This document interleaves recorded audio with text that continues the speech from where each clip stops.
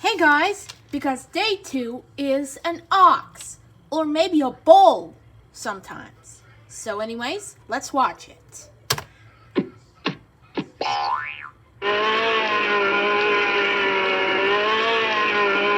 Run away, bull!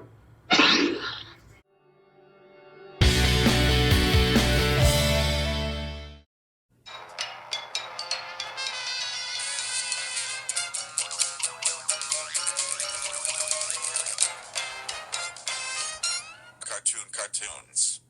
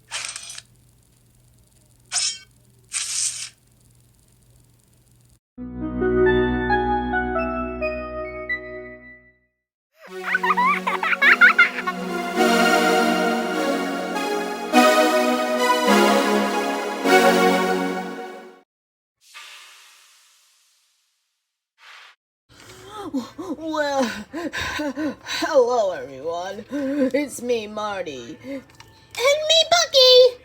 And today we're heading up for the ox. You know, a bull. That sounds nice, huh? Well, anyways, we welcome you to the Musk Ox Facts. But remember, it's last year is the ox. Right, Bucky? I sure I am! And plus, there's only some of these before we go for the ox jokes. Ooh! Can I try some? Can I try to watch? Sure I am, Bucky, but I'm a little bit nervous. Let's do it! Happy New Year and Happy Year of the Ox. Hey, did somebody say the ox? To the wild side! New Year's 2022? Oh, thank God, goodness. Woo! Lake Lumberjack, the wild side. This week on the Wild Side, we take a trip to the Alaska Wildlife Conservation Center, just north of Seward, Alaska. Oh, and we meet Alaska! the musk ox. Now, this species right here has been unchanged for over 11,000 years. An ancient mammal who made its presence known during the last glacial period, or as we like to call, You still Ice bleeding in Age. the cold, From 2.6 million years ago to cold. just over 11,000 years ago, they made their debut on planet Earth and have been unchanged ever since. Now, this prehistoric animal isn't really an ox at all. In fact, it is the largest member of the goat family. And you can tell they're goats because if you look at their eyes, Oh, their goats. eyes are rectangular, You're going to just like a see goat. me, right, and that Bucky? rectangular eye shape, the pupil, helps Ooh, to act as sunglasses, really? for lack of a better term, helping to keep down the glare that they might get coming off the snow and the ice. Now, these animals are found very far north, from the very western reaches of northern Alaska, all the way through Canada, into Greenland, into Norway, into Sweden, Oh, Canada! all across Russia, along the Arctic Circle. Now, these Yumso. prehistoric animals have some very unique adaptations to What's a maintain their Yakutsk? abilities in the coldest of conditions. This Now, is just a new take a look at their place hair. I've never That seen outer before, coat, huh? those guard hairs, can grow up to 36 inches long. But what are they guarding? They're guarding a very dense underfur, a cuvette. Now, this underfur is known to be some of the warmest fiber on planet Earth. It is very, very valuable and helped to lead to the musk ox demise in the early parts of the later parts of the 19th century. But they did recover. You see, in the 1920s, the world realized that we were hunting these animals to near extinction. In fact, in the 1930s, the U.S. government exported, or imported, I should say, 36 musk oxen from Greenland into Alaska near Fairbanks, where they spent about 5 years. After their time near Fairbanks, Alaska, they released these animals in the natural environment and have been doing so ever since, helping the musk ox to rebound here in the United States and in Canada. And it's all because of that fur. Very, very sought after fur. Now, they are large animals, and males are far larger than females. A male musk ox can be about 5 feet tall at the shoulders and weigh up to 800 pounds. Now, you can see this very, very thick horn. In fact, at the boss of the horn, it's about 4 inches. And what males will do, hey, take a look at these two males right here. They'll start swaying their heads side to side in these dominance displays.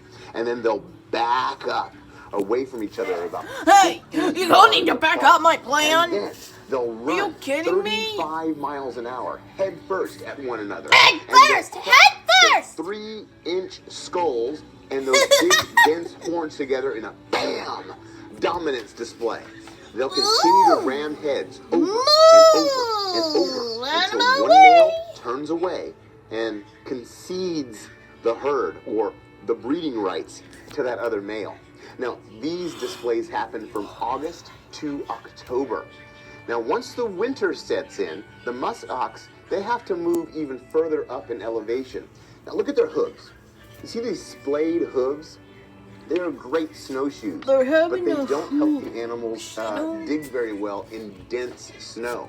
So the higher up in elevation they go, Well, move back, move back! And they're able to use their hooves to uncover move back for what? frozen grasses, lichen, things of that sort they continue to graze on throughout the winter as they head into spring. Wow.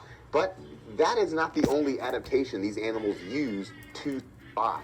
You see, musk ox have a unique ability to actually slow down everything. They slow down their breathing. They slow down their heart rate. They remain very still for very, very frequent moments throughout the day. They conserve every ounce of energy, even lying lifeless in the snow, just to conserve heat and energy. They just have to make it long enough to get to spring, where the grasses start to grow, the snow recedes, and they're able to build up that fat layer again and get all those nutrients. Even their digestion will slow down to reduce the cost of energy on the animals' bodies. Now, obviously, I would have loved to have flown up to Alaska to film this episode of The Wild Side. Just not in the cards yet for us here at The Wild Side, but that's okay. I've got friends all over the world, and I'd like to introduce you to the person who helped make this episode very possible. That's from the Alaska Wildlife Conservation Center. This is my friend Austin. Hey, Austin. You get it? Hi everyone, my name is Austin Blackman. I'm an animal keeper at the Alaska Wildlife Conservation Center. We are a sanctuary dedicated to preserving and protecting Alaska's native wildlife. We take in injured and orphaned animals all across the state and give them their permanent home. For example, Artemis here behind me, are you her seeing mother was No killed by a Way bear up on the Home? northern slope of Alaska. Jose? Because she was only about 3 weeks old and 40 pounds, she was deemed too young to survive out in the wild on her own and needed to come live with us so she could live out the rest of her life here with our herd of 9 other musk ox. Like most facilities, we were hit really hard by COVID. If you are interested in helping us out with our musk ox work and all the other animals we work for, we have donations available on our website. Also, we have a show called Alaska Animal Rescue that shows on Nat Geo Wild. It features us, the Alaska T.O.T.S Center, and the Sitka Raptor Center, as we all do conservation work across the state to save wild animals. To watch. Yukon and I would really appreciate it if you could help us out. Thank you. What's one of your favorite facts about the musk ox? My absolute favorite fun fact about musk ox is they have the same marine time out, adaptation as kids. a lion, You're gonna which allows need a them to bigger roar dick and shot. growl just as a lion would. Thank you so much, Austin. Happy New Year, my friend. Thank you for tuning in. I hope you guys Happy have New a whole Year! new appreciation for Musk Woo! Ox. Happy New Enemy! Year and Happy Year of the Ox. And I'm sure they did learn some amazing facts. Folks, thanks for tuning in to this week's. Okay, it's time for jokes all about bulls and oxes. What's angry and full of energy? A red bull. What's found on construction sites and looks like a sleepy cow? A bulldozer. How does a bull introduce his wife? Meets Patty. What did the bull say to the calf? It's past her bedtime.